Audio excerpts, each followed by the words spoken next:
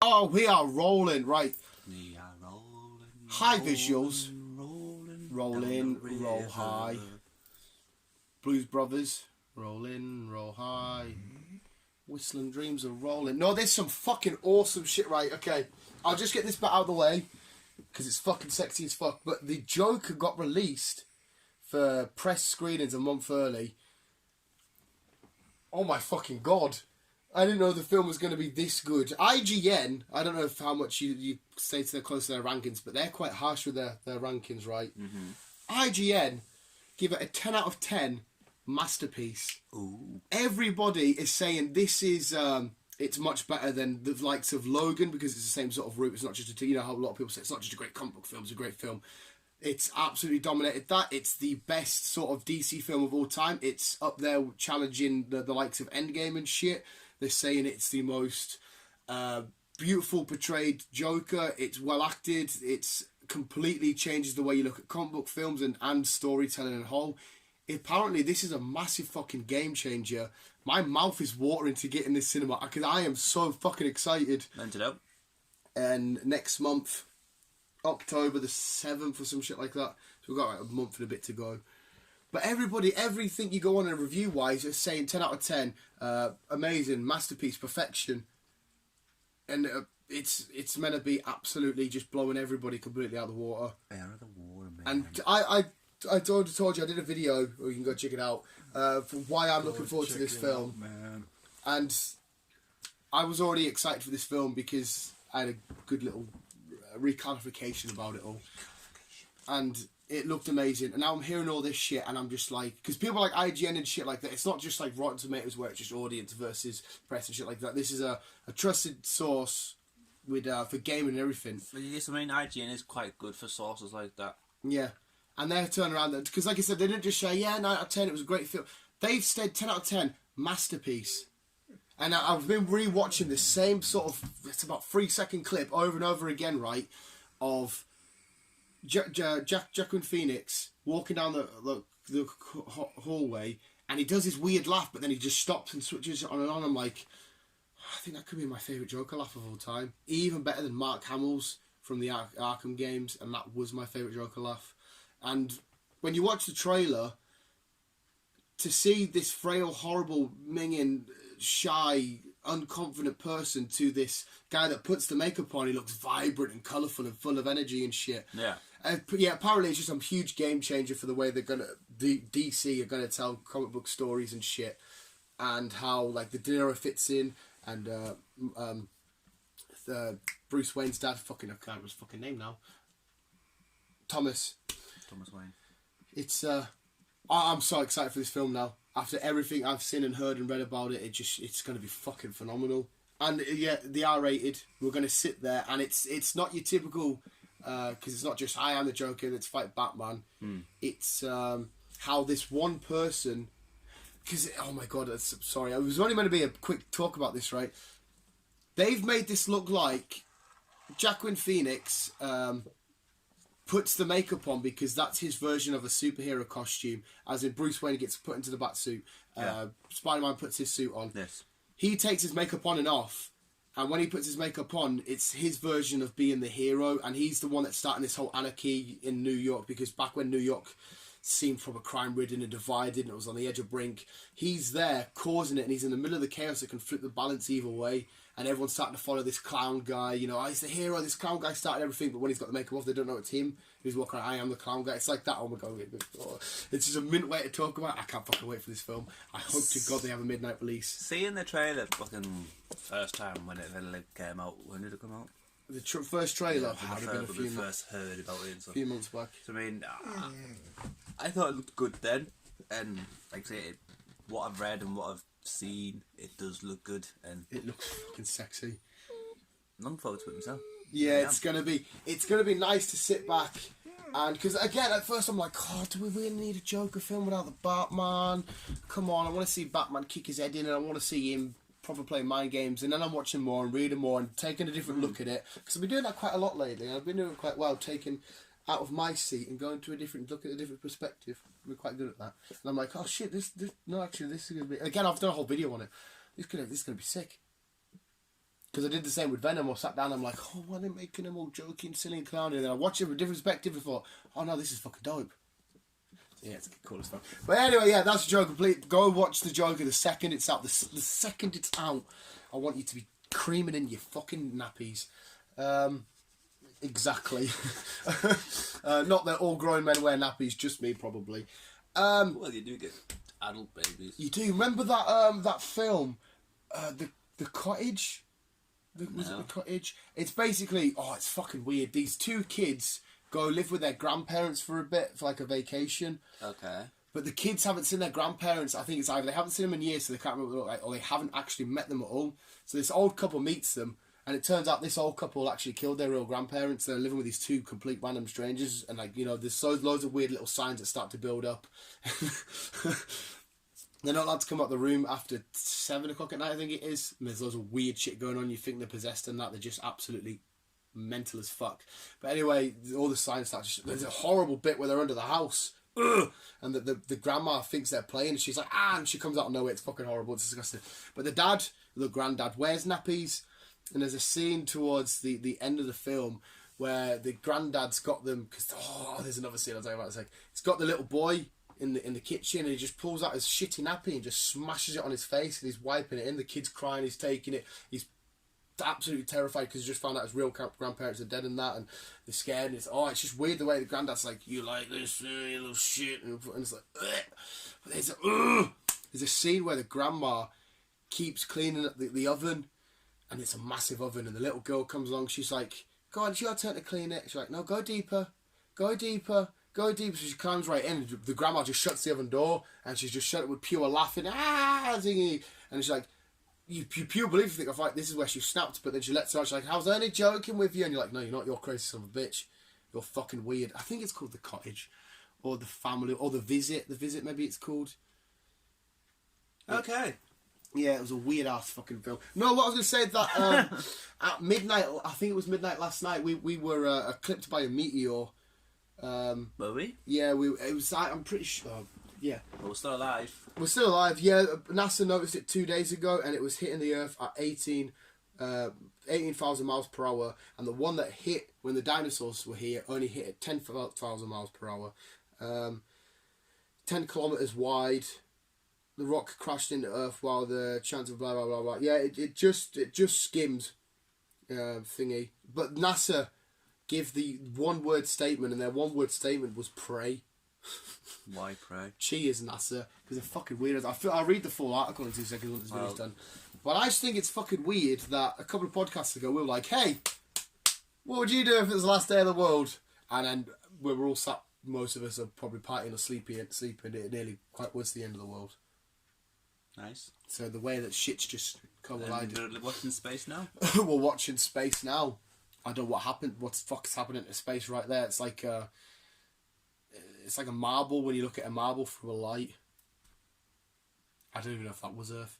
It was some kind of planet thing. I love space, but at the same time, it's fucking freaky as fuck. If I could go back in time, learn some shit, I would be an astrophysicist. I'd want to learn space. I would want to learn space. What do you know? I know space. Yes, I want to learn space.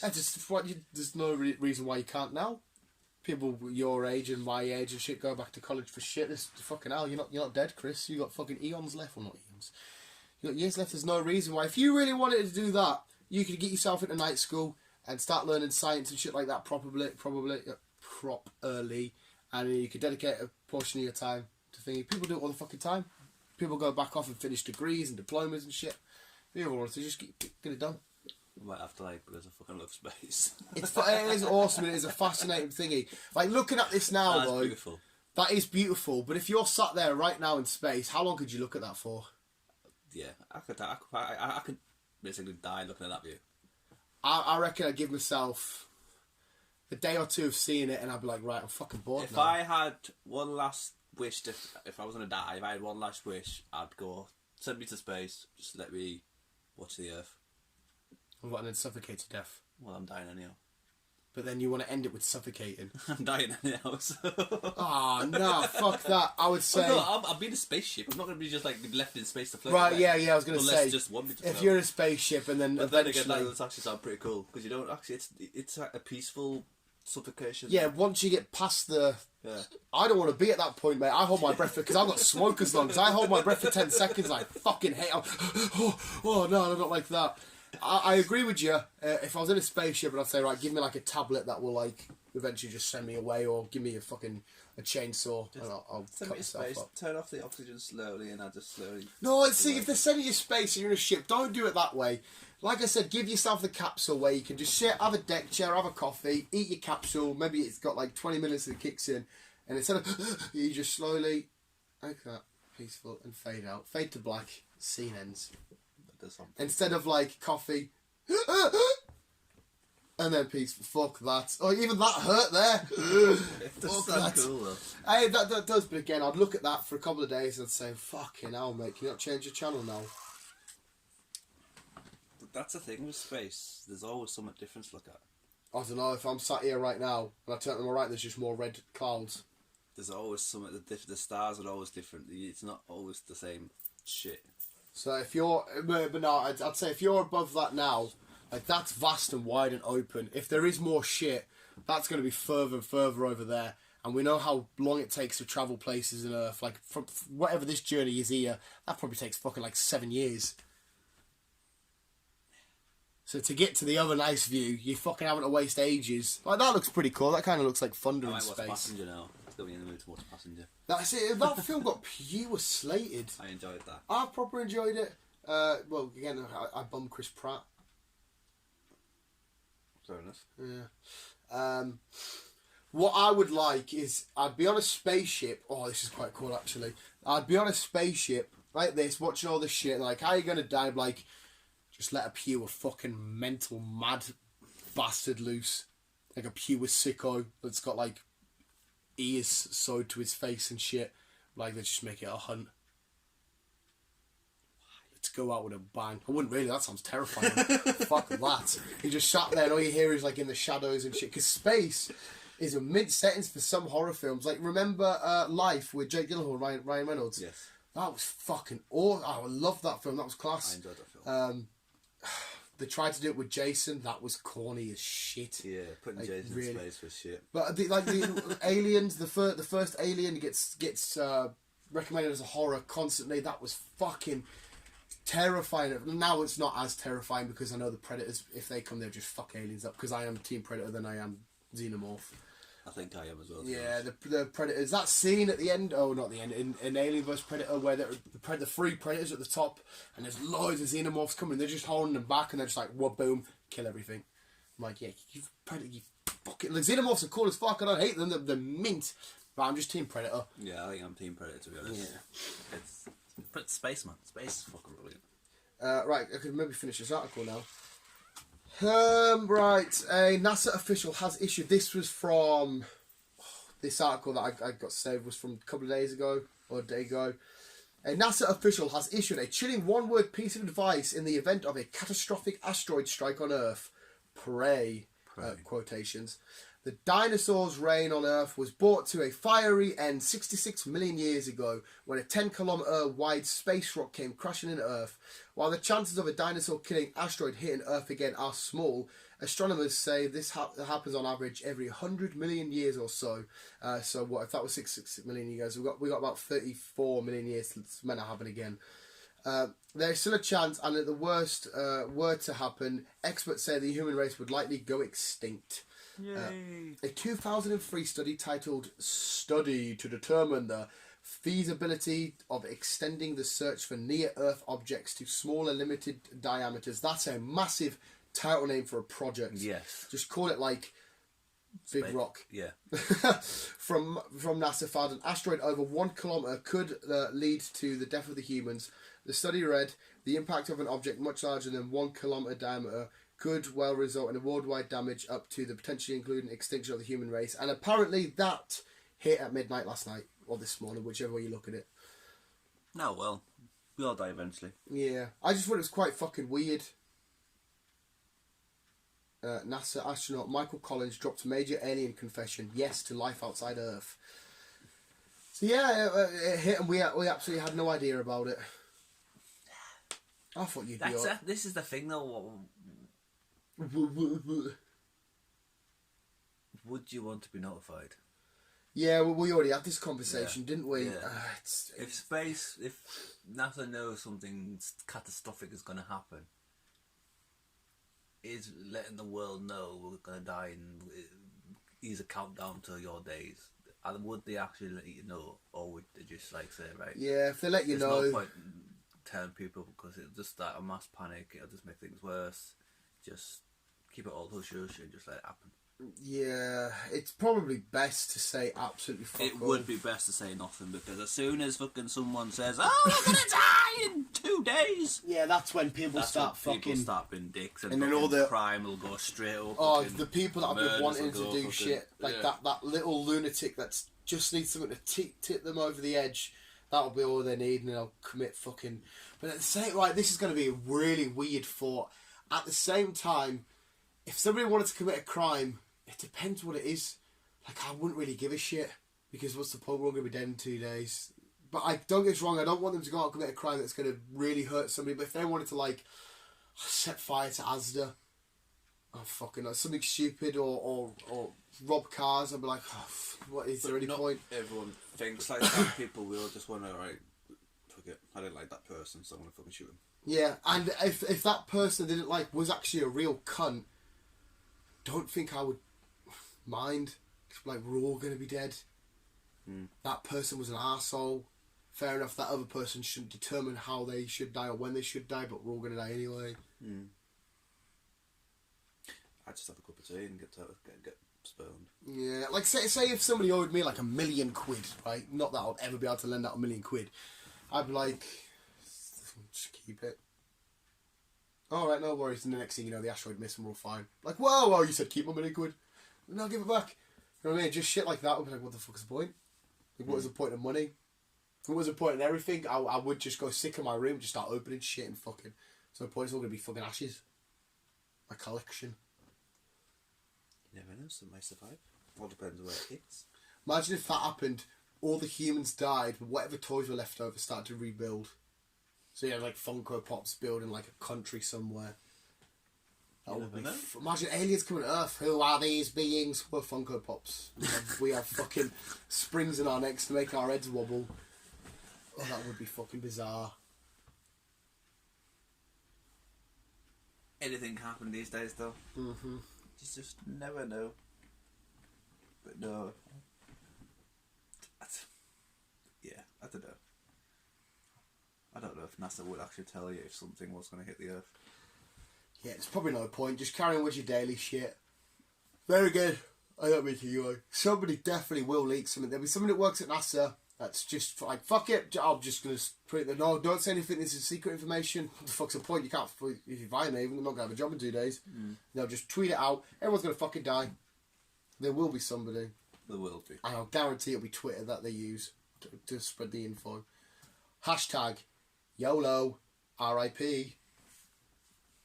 Loving life. Hashtag NASA. Hashtag world's going to end in 2 days. Yeah, it will be a hashtag. Get that shit trending. Yeah. We'll all die trending. Hashtag the world's ending instead of... It's fucking weird how it's all fucking hashtag this and hashtag that now.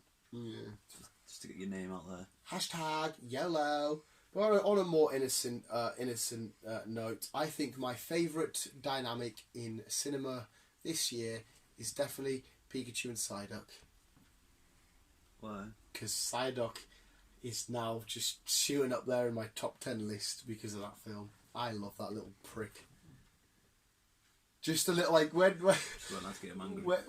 he's going into his flat and he looks back and he just sees the Psyduck in the alley and he's just stood, and he just walks off, and then like every time he leaves, he's sad.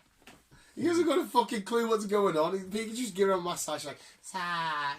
Like Psyduck, I didn't really give a shit about. He made me laugh in the anime and that was it.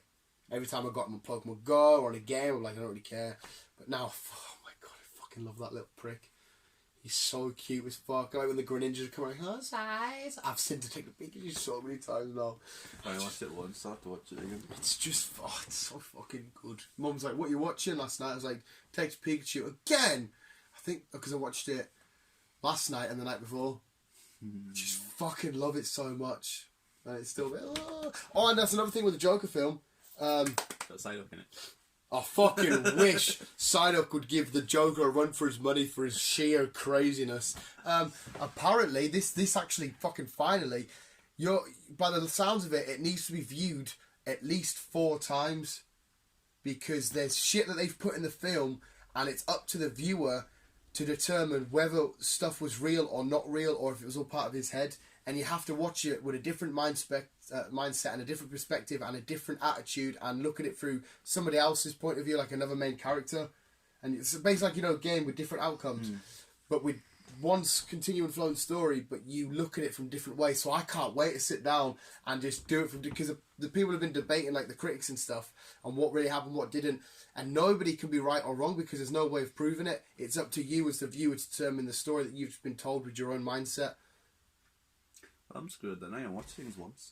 Well, that's what I mean. Don't get me wrong, I'm not expecting you to keep going back and forth to the cinema, but I will be fucking going back and forward. I've heard at least 4 times anyway, so we can determine whether... Because, like, for all we know, because obviously they didn't spoil it, every time he puts the makeup on and does crazy shit, that could all be in his head, for all we know. I have no fucking idea. I'm just so intrigued. Or... the normal parts are where he is fully involved as the Joker, and then the normal parts of him being a regular guy and what he wants to go to, or some shit like that. I have no idea. I haven't seen the flick yet. I'm so excited. I'm so excited. Yeah, I haven't been this intrigued as how a story's gonna develop in a film in a while. Like even Endgame, I was intrigued about that and how they're gonna do time travel and shit. But I knew at one point, alright, it's just going to be time travel, they're going to fight Thanos again. I'm still excited, awesome, fucking beautiful, amazing film. But this is just, what I've read and heard is just, it's completely fucking torn my mind apart. I shall be ready to live at the cinema for a week. There's a lad at work that loves these films. I'll be going with him. I'll be going with Mother Bear. Can't take my nephew. I usually always take him at some point to superhero films. But I can't, it's R-rated. And I assume I'll maybe take an Aussie along. Maybe. But yes, visuals. What do you think about the Joker, and what do you think about space and suffocation? No breathing. Don't give a fuck. Visuals. Thank you so much for that. It does sound peaceful though, just chilling in space and just slowly drifting off. Yeah, slowly drifting off. As long as the part isn't there. Yeah, that's the... I mean, because you might as well be sucking dick at that point. A big old dick. I wouldn't know. Yeah. Yeah, it's because you used to suck a My Little Wang. That's why you wouldn't know. Visual, so much for listening. Yeah. Yeah. This has been... Space. It's been a somewhat depressing podcast because Joker. The Joker's mental and we'll talk about how we're down in space. So, give us one happy thought, Chris. In fact, I've given a happy thought with Psyduck, so I need a happy thought from you. So we leave with the right mental frame of mind. Well, that's not really... I don't like happiness! Chris had... happy thought. Chris really likes... Top Gear. That makes you feel happy, doesn't it? Not Top Gear. Grand Tour. I see he's left with a smile. Well, he's still got a smile on his face. We'll say bye. Visuals. Keep it on. Love you back. Oh, stop smiling. Shut up. We need to leave you with a smile. I am smiling. Yeah, he's smiling. Oh, yeah, you are. But now you're going to go back to the dark thoughts of dying in space. It's fine. I don't have that thought. Love you, bye.